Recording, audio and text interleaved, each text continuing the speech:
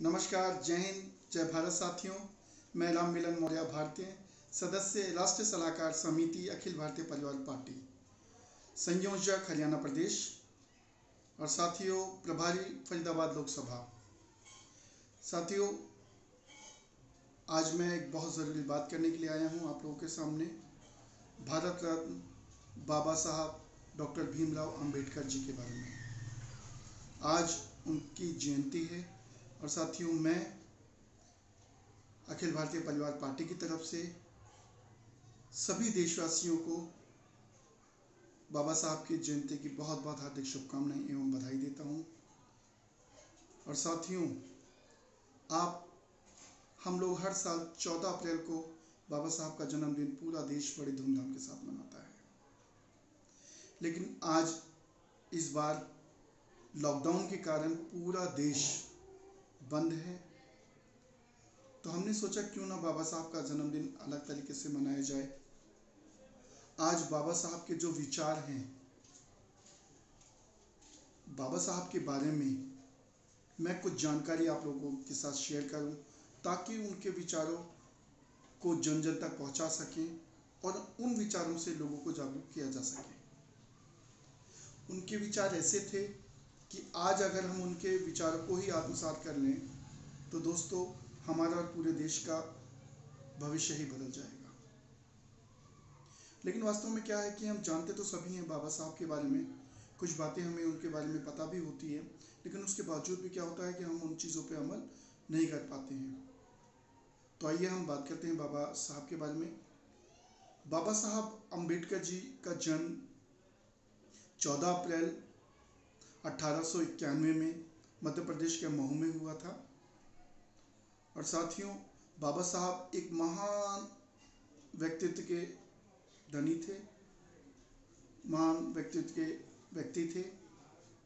वो एक राजनीतिक महान अर्थशास्त्री, समाज सुधारक और दोस्तों जातिवाद के विरोधी। उन्होंने जातिवाद को दूर करने के लिए बहुत सारे प्रयास किए और भारत के संविधान के निर्माता। और वो एक ऐसे व्यक्ति थे जो कि आज़ाद भारत के, जब भारत देश आज़ाद हुआ तो आज़ाद भारत के पहले कानून मंत्री बनाए गए। और दोस्तों, बचपन से ही बाबा साहब जो थे बहुत कुशाग्र बुद्धि के थे, बहुत तेज बुद्धि के थे। लेकिन विडंबना देखिए कि जातिवाद, भेदभाव के कारण, उस टाइम व्याप्त छुआछूत के कारण उनको अपनी प्राथमिक शिक्षा लेने में बहुत ज़्यादा कठिनाइयों का सामना करना पड़ा, बहुत ज़्यादा परेशानियां उनको झेलनी पड़ी। उन्होंने दलितों के विरुद्ध हो रहे सामाजिक भेदभाव के खिलाफ बहुत सारे अभियान चलाए और उन्होंने दलित समुदाय, महिलाओं और गरीब मजदूरों के लिए, उनके हक की लड़ाई के लिए उन्होंने बहुत सारी लड़ाइयाँ लड़ी। दोस्तों, उन्होंने वो लड़ाइयाँ उस वक्त उस समाज के साथ लड़ी जो कि समाज गरीबों को जाति भेदभाव के कारण, छुआछूत के कारण अपने पास बिठाता नहीं था। बहुत भेदभाव था, इस कारण उनको उन लोगों से लड़ाई लड़नी पड़ी।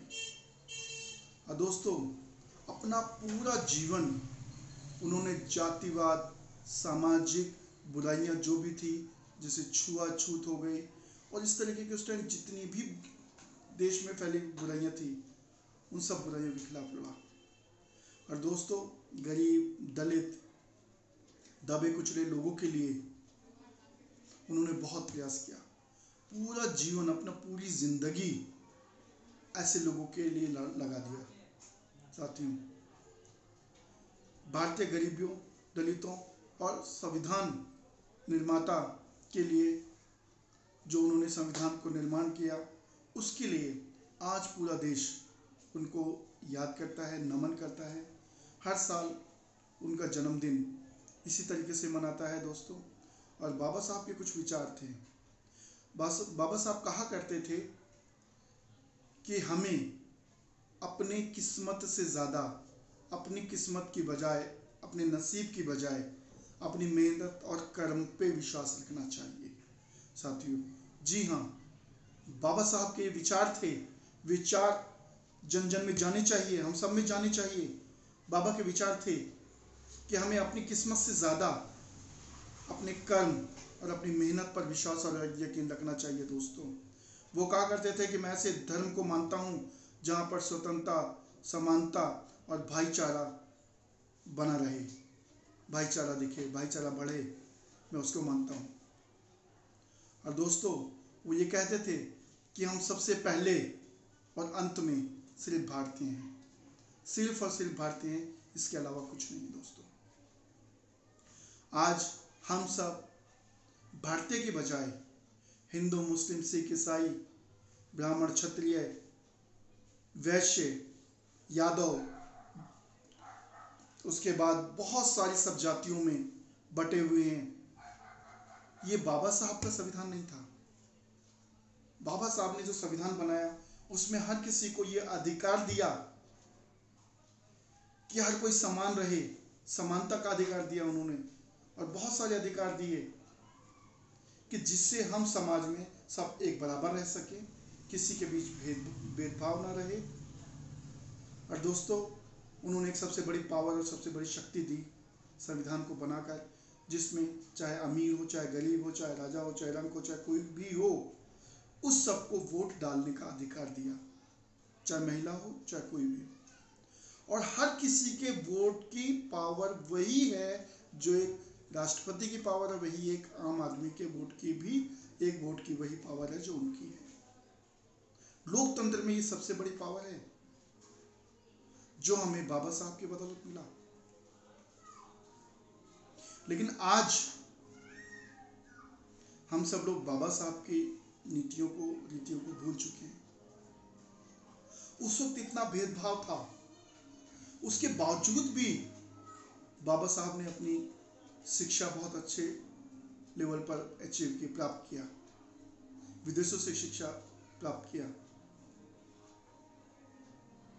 दोस्तों, उस वक्त वो सुविधाएं नहीं थी, इतना भेदभाव था, लेकिन आज हम सबके पास प्रॉपर मौके हैं, बराबर मौके हैं। क्या कारण है कि आज हम शिक्षा नहीं ग्रहण कर पाते हैं, आज हम काबिल नहीं बन पाते हैं? क्योंकि जब तक हम काबिल नहीं बनेंगे तब तक हम कामयाब नहीं होंगे। कामयाब होने के लिए हमें काबिल होना जरूरी है। क्या हमें बाबा साहब से ये नहीं सीखना चाहिए कि उस वक्त भी इतनी परेशानियों के बावजूद भी उन्होंने बहुत अच्छे स्तर पर शिक्षा हासिल की? हम आप काबिल क्यों नहीं बन सकते? हम आप काबिल होते नहीं और दोष देते हैं सिस्टम को। तो दोस्तों, ज़्यादा ना बोलते हुए, कहने के लिए बाबा साहब के बारे में बहुत कुछ है, लेकिन आज उनका जन्मदिन है तो मैं बहुत कम और थोड़े से में ही अपनी बात को ख़त्म करूँगा। और एक बार फिर उनको नमन करते हुए, शत शत नमन करते हुए, बाबा साहब के जन्मदिवस पर सबको बहुत बहुत हार्दिक बधाई एवं शुभकामनाएं। जय हिंद, जय भारत।